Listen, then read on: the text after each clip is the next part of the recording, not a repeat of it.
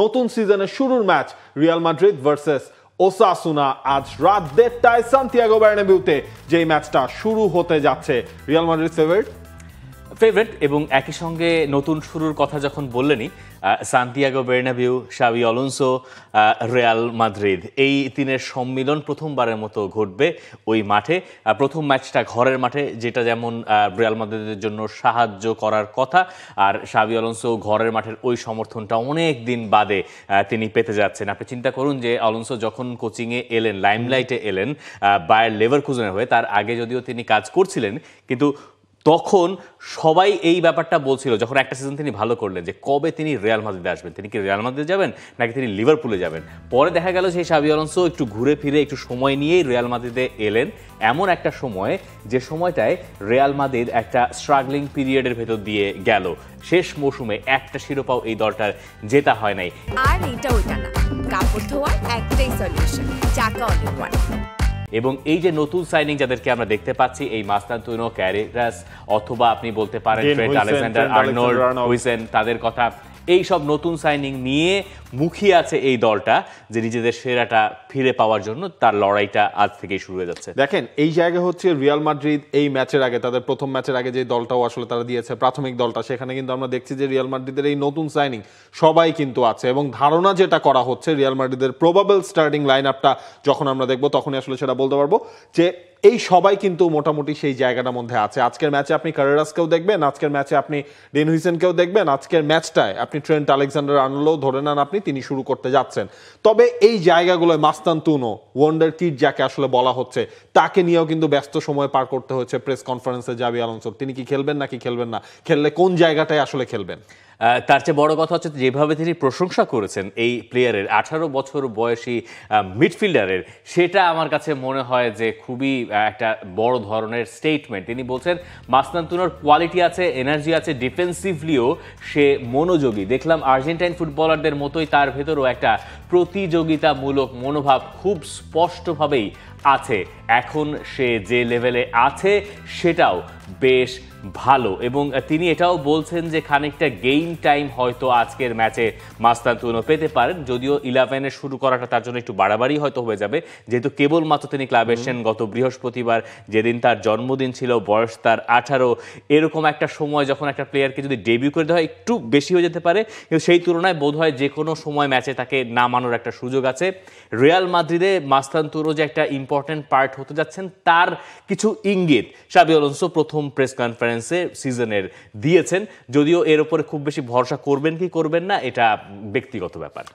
আসলে সিজনও তো অনেক লম্বা, সেখানে আমরা এই সিজনে মাস্তানতুনোকে দেখবো, এটার যেমন কনফার্মেশন মিলেছে, একই সাথে কিন্তু আরো কনফার্মেশনও ছিল, যেমন রড্রিগোকে নিয়ে জাভি আলোনসোকে কোয়েশ্চেন ফেস করতে হয়েছে। রড্রিগোর সেই রিউমারটা নিয়ে তিনি বলছেন রড্রিগো তো আমার প্ল্যানে বেশ ভালোভাবেই আছে, এবং ট্রান্সফার উইন্ডোতে সেখানে এই ধরনের রিউমার থাকবে, সারা ট্রান্সফার উইন্ডো জুড়ে আলোচনা হবে, সেটাও খুব স্বাভাবিক। এটাও কিন্তু একটা ক্লিয়ার মেসেজ রড্রিগোকে তিনি আসলে তার সেই প্ল্যানের মধ্যে তিনি রাখছেন। হ্যাঁ, হয়তো আজকের ম্যাচে রড্রিগো শুরু যদি না করেন তখন হয়তো কেউ যদি ভাবেন তাহলে রড্রিগো প্ল্যানে কই, কিন্তু ওই যেটা বললাম, আপনার তো হচ্ছে স্কোয়াড ডেপথটাও তো আসলে রিয়াল মাদ্রিদের দেখতে হবে, এবং রিয়াল মাদ্রিদের তো অনেক কিছুই আসলে বদলে গেছে।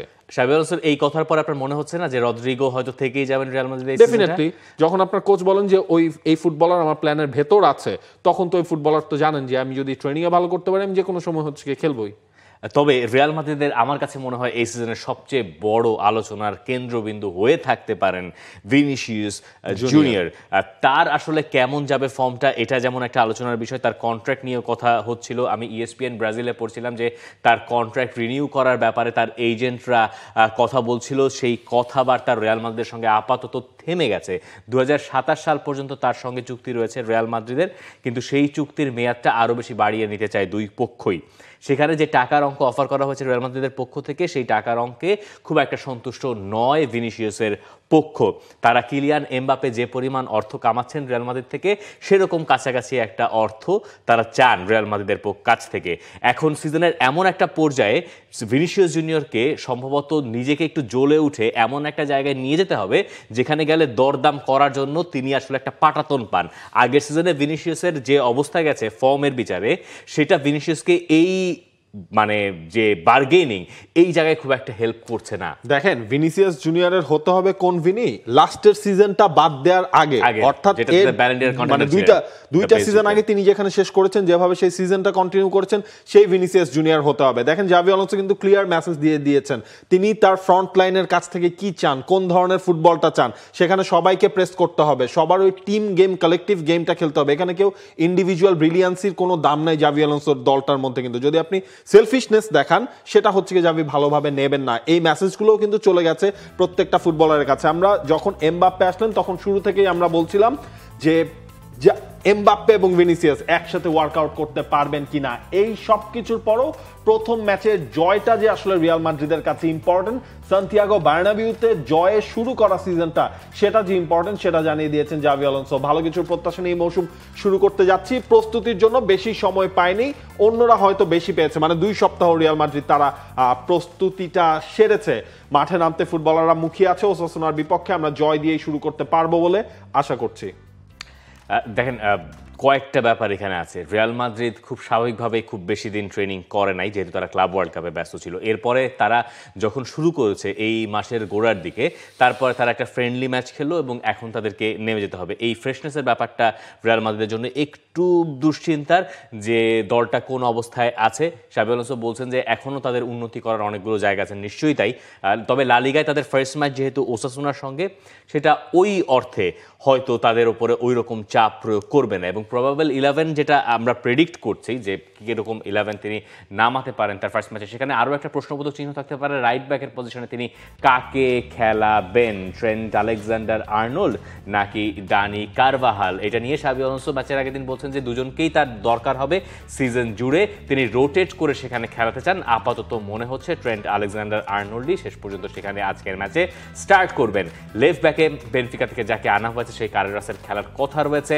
আর্দে গুলারকে আমরা দেখেছি এই ক্লাব ওয়ার্ল্ড কাপে তিনি অনেকটুকু জায়গা জুড়ে মিডফিল্ডে অপারেট করেছেন বা করার চেষ্টা করেছেন। মানে বেলিংহ্যামের জায়গাটাই আলটিমেটলি রিপ্লেসড হচ্ছেন আর্দে গুলার। হ্যাঁ, যেহেতু বেলিংহ্যাম নাই, ইনজুরিতে বেলিংহ্যাম নাই, এই বেলিংহ্যামের জায়গা মানে প্রপারলি বেলিংহ্যামের জায়গাটা তিনি অপারেট করবেন কিনা এটা একটু কনফিউশন আছে।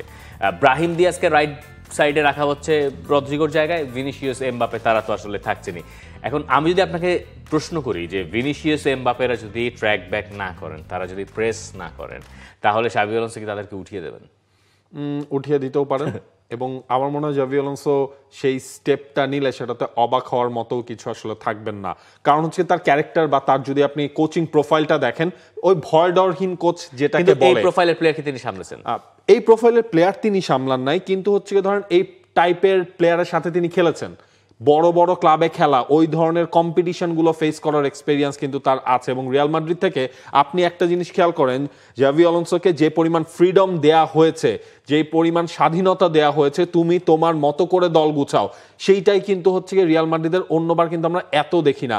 আপনি রিয়াল মাদ্রিদের এবার সবগুলো সাইনিং দেখেন, তাদের গড় বয়সটাও যদি দেখেন 22-এর নিচে, অর্থাৎ রিয়াল মাদ্রিদ ওই ফিউচার প্ল্যানে কিন্তু হাঁটছে। আপনি লাস্ট সিজনে কার্লো আনচেলত্তি কিন্তু বেশ কিছু সাইনিং করতে চেয়েছিলেন, কিন্তু সেই সময় তিনি সেই সাপোর্টটা ম্যানেজমেন্টের কাছ থেকে পান নাই, যেটা জাভি আলোনসো কিন্তু পাচ্ছেন। এবং ওই 11-এ আপনি বাকি সবার কথা বলছেন না, আমি এখানে আরেকজনের কামব্যাকটাই রিয়াল মাদ্রিদের ডিফেন্স লাইনের সলিডিটিটা বাড়াবে, সেটা হচ্ছে এডার মিলিতাও।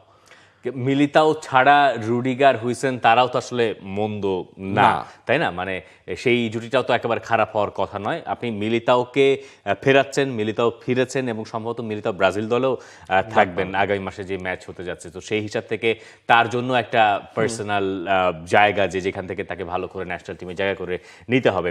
হুইসেনের দিকে আপনার নজর রাখতে হবে যে তাকে আসলে কিভাবে জাভি আলোনসো কাজে লাগান। এবং এই যে নতুন পিসগুলো যেটার কথা আমরা বলছি, সেগুলো আসলে কি 4 ব্যাকে যাবে নাকি 3 ব্যাক থেকে আমরা দেখবো, নাকি একটা হাইব্রিড মানে 4 ব্যাক হবে? এই আলোচনাগুলো আমরা হয়তো মৌসুম জুড়েই করব। এটা করতে হলে আপনার হচ্ছে কি আরো কয়েকটা ম্যাচ রিয়াল মাদ্রিদের যেতে হবে। আমরা তো আসলে জাভির আন্ডারে রিয়াল মাদ্রিদের এখন পর্যন্ত যে ম্যাচগুলো দেখেছি, সেখানে কিন্তু তিনি 4-3-3 ফরমেশনেই বেশি খেলেছেন। সামটাইমস হচ্ছে কি আপনার 3 ম্যান ব্যাকলাইন হয়ে যখন হচ্ছে কি আপনার উপরের দিকে উঠছে, তখন হচ্ছে কামাভিঙ্গা বা শুয়ামেনি যিনিই থাকেন ওই ডিফেন্সিভ মিডফিল্ডার পজিশনে, তিনি হচ্ছে কি নিচে নেমে আসছেন, 2 উইং ব্যাক হচ্ছে কি আপনার ওপরে জায়গা করে নিচ্ছে। এবং রিয়াল মাদ্রিদের এই সিজনে ইঙ্গিতটা দেখে ক্লাব ওয়ার্ল্ড কাপে আমার যেটা মনে হচ্ছে, আগে ধরেন রিয়াল মাদ্রিদের খেলাটা শুরু হতো মিডফিল্ড থেকে, সেটা হচ্ছে ক্রুস, মডরিচ যখন যে ছিলেন, এখন রিয়াল মাদ্রিদের খেলাটা শুরুই হবে হুইসেন থেকে। এইটা শাবি আলোনসো সম্ভবত সেটা প্রেফার করেন, কিন্তু যদি ব্যাপারটা এরকম হয় যে এই সিজনে আইডিয়ালি রিয়াল মাদ্রিদ ধরেন কিছুই জিতলো না, তখন কি শাবি আলোনসো নিজের এই যে মানে জৌলুসটা, এই যে আলোচনাটা যে তিনি আসলে এখানকার বস, সেই বসের জায়গাটা নড়বড়ে হয়ে যাবে না? এটা সম্পূর্ণ যদি এখন বলা ঠিকই হচ্ছে না। ম্যানেজমেন্টের সাথে তার ওই সম্পর্কটার ওপর। ম্যানেজমেন্ট আমার মনে হয় তার সাথে তো চুক্তিও আছে আপনার লম্বা সময় পর্যন্ত, 3 বছরের চুক্তিতেই তো তিনি প্রথমে এসেছেন। সুতরাং ওই সময়টা হয়তো বা জাভি আলোনসোকে প্রথম সিজনটা যেমনই যাক তারপরও আসলে দেয়া হবে। তবে ওই পাজলটা আমি দেখতে চাই যে শেষ পর্যন্ত রিয়াল মাদ্রিদ কোনো মিডফিল্ডার নেয় কিনা এই সিজন শেষে, এই ট্রান্সফার উইন্ডো শেষে। বা মনে হচ্ছে না এই ট্রান্সফার উইন্ডোতে আমরা রিয়াল মাদ্রিদকে আরও নতুন কোনো সাইনিংয়ের দিকে দেখব বা সেই দেখার সুযোগ আছে, যদিও এখনো সময় বাকি আছে। ক্লাব ওয়ার্ল্ড কাপ দিয়ে নিশ্চয়ই শাবি আলোনসোকে বিচার করতে লোকে চাইবেন না, কিন্তু যে জায়গায় এরই মধ্যে একটু চাপ তৈরি হয়ে গেছে রিয়াল মাদ্রিদের জন্য এক অর্থে, সেটা হচ্ছে বার্সেলোনা। তারা জিতে গেছে এবং টক্করটা মোটামুটি বার্সেলোনার সঙ্গে হবে এটা বলে দেওয়া যায়। আতলেতিকো মাদ্রিদ যারা হেরে গেছে এসপানিওলের কাছে 1-0 গোলে এগিয়ে থাকা ম্যাচে, তারা পরে গিয়ে 2 গোল খেয়েছে 70 মিনিটের পরে। কি দুর্দান্ত একটা হেডারে ম্যাচের 83 বা 84 মিনিটের সময় উইনিং গোলটা এসপানিওল পেয়ে গেছে। এই সপ্তাহে সম্ভবত সেরা মুহূর্তের ভেতরে লা লিগায়, ইনফ্যাক্ট সেরা মুহূর্তের ভেতরে ওইটাই থাকবে, ওই যেই গোলটায় শেষ পর্যন্ত ম্যাচটা ছিনিয়ে নিয়েছে এসপানিওল, এই গোলটা এক্স্যাক্টলি। আমি এই মৌসুমে লা লিগার বেস্ট মানে গোলের কথা যদি আপনি বলেন, আমি এই ম্যাচের আলভারেজের গোলটাকে বলবো। তাহলে লামিন ইয়ামাল ওপাশ দিয়ে বলবেন না যে লামিন ইয়ামালও কাটিং করে হচ্ছে যে গোলটা করেছেন, ভালো গোল, সুন্দর গোল, কিন্তু হচ্ছে আপনার এখানে আলভারেজের গোলটা আমার কাছে পার্সোনালি ভালো লেগেছে। যদিও এই ভালো লাগে আসলে কোনো কাজ নাই আতলেতিকো মাদ্রিদের, কারণ আতলেতিকো মাদ্রিদ আপনি ওই স্টার্টিং 11টাও যদি দেখেন, সেইখানে নতুন ফুটবলারদের ছড়াছড়ি, থিয়াগো আলমাদা খেলেছেন, বায়েনা খেলেছেন, সবাই আসলে খেললেন, তারপরও হচ্ছে কোনো কাজ হলো না। একটা নতুন মনে হচ্ছিল যে আতলেতিকো মাদ্রিদ একটা নতুন সেটআপ নিয়ে মাঠে নামছে, কিন্তু তারপরও আতলেতিকো মাদ্রিদ সিজনের শুরুতেই আসলে ধাক্কাটা খেলো নতুন সেটআপে, পুরনো চেহারা, গল্প আর কি যেভাবে বলা হয়। আর অন্যদিকে বার্সেলোনা তারা তো সহজ জয় নিয়েছিল, আমরা এটা নিয়ে আগের শোতেও কথা বলেছি, যেখানে পরদিন দেখলাম স্প্যানিশ দৈনিকগুলো ভরে লামিন ইয়ামাল বন্দনায় মেতেছে। এই ইয়ামাল রিয়াল মাদ্রিদের টাইটেল ফাইটের জন্য তো মানে টাইটেল স্বপ্নের জন্য সবচেয়ে বড় হুমকির নাম কি? Lamine Yamal. দেখেন গতকালকে ওই জাভি আলোনসোর প্রেস কনফারেন্সে তাকে লামিন ইয়ামালকে নিয়েও প্রশ্ন আসলে শুনতে হয়েছিল। মানে ওটাও আপনি ভেবে দেখেন যে লামিন ইয়ামাল এখন কতটা ফ্যাক্টর হিসেবে কাজ করছেন।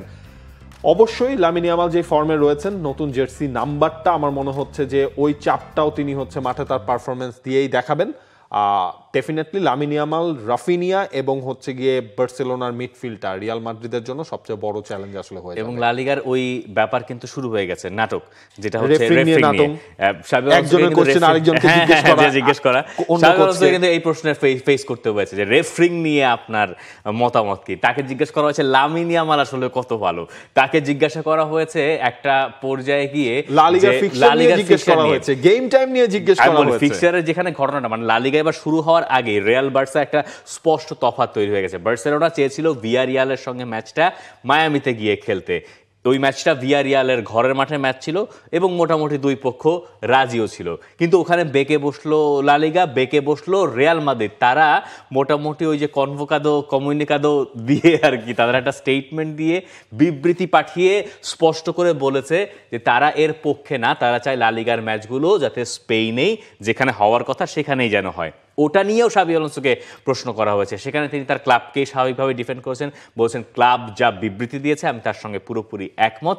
যদিও বার্সা কেন মায়ামিতে খেলতে যেতে চায় স্পষ্টভাবে আমাদের কাছে মনে হতে পারে যে টাকার জন্যই, আসলেই তাই, টাকার জন্যই তারা যেতে চায়, কিন্তু তার পেছনেও আপনি কিছু যুক্তি দেখাতে পারবেন যেগুলো রিয়াল মাদ্রিদের সায় ছাড়া বার্সেলোনা আগাতে পারবে না। এবং এই সব কিছু নিয়ে আমার মনে হচ্ছে লা লিগাটা শুরু থেকে ওই কথার লড়াইটা বা এই মাঠের বাইরের ঘটনাগুলো এখানে একটা বড় আসলে আমাদের কি টপিক হয়ে থাকবে পুরো সিজন। এবং এখানে বোধহয় আমরা একটু নিকো উইলিয়ামসকে নিয়েও কথা বলতে পারি। বিলবাওয়ের হয়ে তারও এই মানে সপ্তাহটা বেশ ভালো গেছে, যে সিজনটায় আমরা আশা করছি যে লা লিগায় একটা হাড্ডাহাড্ডি লড়াই হতে যাচ্ছে। For more updates, subscribe to our YouTube channel and click on the bell icon. Follow us on Facebook and Instagram.